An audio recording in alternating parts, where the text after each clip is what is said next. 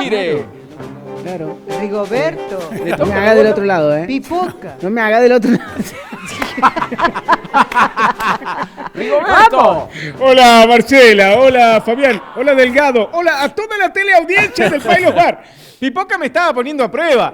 Yo le dije que me habían puesto la vacuna de este lado, pero en realidad fue del otro, porque si no me da puñito, me da bollito. Me hace doler, por supuesto. Seguimos jugando, como cuando éramos niños. Y cuando éramos niños a veces íbamos a la casa de alguien y sentíamos un aroma en especial. A veces veíamos una receta guardada. A veces, a diferencia de hoy que se googlea, veíamos una persona ahí, metida dentro de un libro. Miraba el libro, miraba la cocina, miraba la receta de nuevo, volvía a ver las cosas y demás. Y el tema de hoy tiene que ver con eso porque en un momento de nuestra época moderna, donde está tan de moda la cocina, los canales de cocina que hay incluso, los programas vinculados a la cocina, ver a personas cocinando, etcétera, etcétera, bueno, hay que decir que no es nada nuevo, no es ninguna novedad, porque nos remitimos al año 1898, sí, un montón. Ahí nacía, al igual que nuestro querido amigo Tranquilino, en la banda, una muchacha de apellido Carrizo. Si yo le digo eso, Carrizo. le dice prácticamente nada. Pero si le digo que se llamaba Petrona, ya ahí la ¡Apa! cosa tiene otro sentido. ¿Por qué? Bueno, porque fue conocida a la posteridad, y no tan a la posteridad, ahí nomás, en 1933, como Doña Petrona C. de Gandulfo. Esa C era de Carrizo, por supuesto. Pero claro, antes la mujer abandonaba deliberadamente su apellido y pasaba muchas veces a firmar con el apellido de con quien se había casado. Exacto. En este caso, en primeras nupcias. No obstante, hay que decir que esta muchacha de poquísimos recursos se la fue ingeniando. Anotaba sus recetas con letra grande, prolija, en un montón de papeles. Y ahí, a principios de 1930, ya era muy conocida por sus recetas. Su nombre pasaba de boca en boca y había un montón de mujeres que le pedían sus recetas, que le pedían un libro. Y claro, era distinto a lo que en esa época era una mujer de bien. Una mujer como correspondía para las décadas del 30, del 40, donde vivía en una casa impoluta, estaba abocada solamente a las tareas domésticas, de punta en blanco, etcétera, etcétera.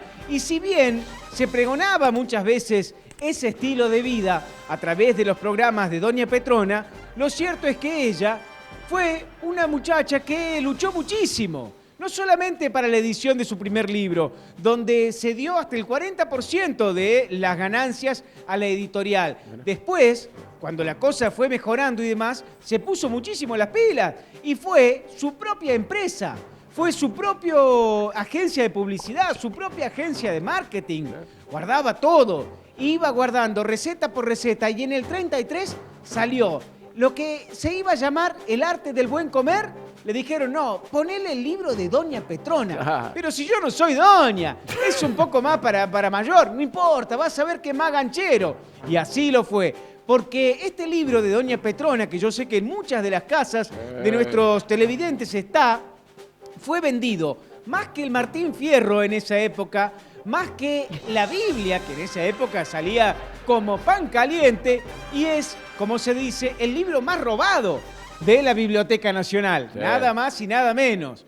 Allá fue la primera edición, iba a contemplar unas 400 recetas que terminaron siendo 1000. Se empezaron a vender, ella dejaba el número en el libro, su número de teléfono personal, y lo atendía ella. Impresionante. Entonces empezaba a ir la fila del departamento de Doña Petrona y bajaba hasta la calle y demás. Los primeros 3.000 ejemplares ya estaban vendidos prácticamente antes que salieran. Y así fue como en esa primera edición se llegaron a la segunda edición, tercera edición y se hicieron 103 ediciones. No, qué va. Se vendieron en total más de 3 millones de libros. Una locura, un delirio. Imagínense vender 3 millones de algo. Bueno, de libros, una locura. Se tradujo hasta en 8 idiomas y hubo un dato curioso, que la misma doña Petrona se guardó uno. Hubo un plagio exactamente igual, pero con otro nombre y otra portada en México. Ella fue, se guardó uno y por supuesto se solucionó y quedó como un anecdotario. En algunas de las imágenes que veíamos detrás estaba su inefable compañera. Estamos hablando de Juanita, por supuesto. Claro que sí, se pueden hablar un montón de historias de su paso por la radio, de su paso por la televisión con Pipo Mancera, con Roberto Galán. Bueno, la historia es eterna. Cómo fue modificando sus recetas, primero con ilustraciones, después con fotografías, después incluso añadiendo otras cuestiones que iban a los quehaceres del hogar. Cómo planear la mesa, cómo poner la mesa según quiénes vayan, quiénes no vayan, etcétera. Otras cosas que tenían que ver con el hogar y sin embargo se convirtió definitivamente en un objeto de culto porque hasta ha sido propósito de investigación en el mismísimo CONICET, porque era representativo de toda una época, de toda una forma de pensar, de vivir en esa época, del rol de la mujer y de la evolución, etcétera, etcétera. Entonces, es mucho más que un libro de cocina, porque ha sido también uno de los más buscados en nuestra Biblioteca Nacional. Y allá, en el año 1992, ya retirada de las luces y demás, junto a su querida Juanita, que la acompañó hasta las últimas horas, se dice que a la tarde se tomaba un whisky, se fumaba un puro, un habano, como le decimos nosotros, comía picante y a los 94 años nos dejó definitivamente aquella muchacha Petrona Carrizo, más conocido como Doña Petrona C. de Gandulfo. Hoy, por lo pronto, hay muchísima información que nos queda fuera de este Rigo Móvil, pero yo le quiero preguntar a la gente. Que mande fotos del libro. ¡Claro!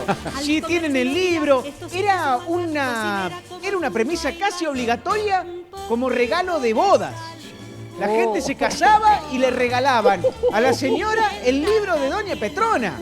Era sí o sí. Tal vez las generaciones nuevas no lo comprendan y bueno, es parte de la evolución lógica, pero en la época de nuestros abuelos, padres, etcétera, era un clásico, sí o sí. Te regalaban el libro de Doña Petrona apenas te casabas, para ser ama de casa, bueno, qué sé yo, ideas de la época.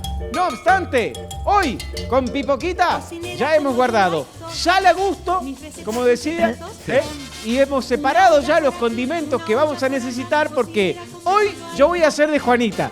Él va a ser de Doña Petrona y me va a decir, Juanita, ¿dónde dejaste el laurel? ¿O no? Mira. Eso. ¡Qué grande! Pues,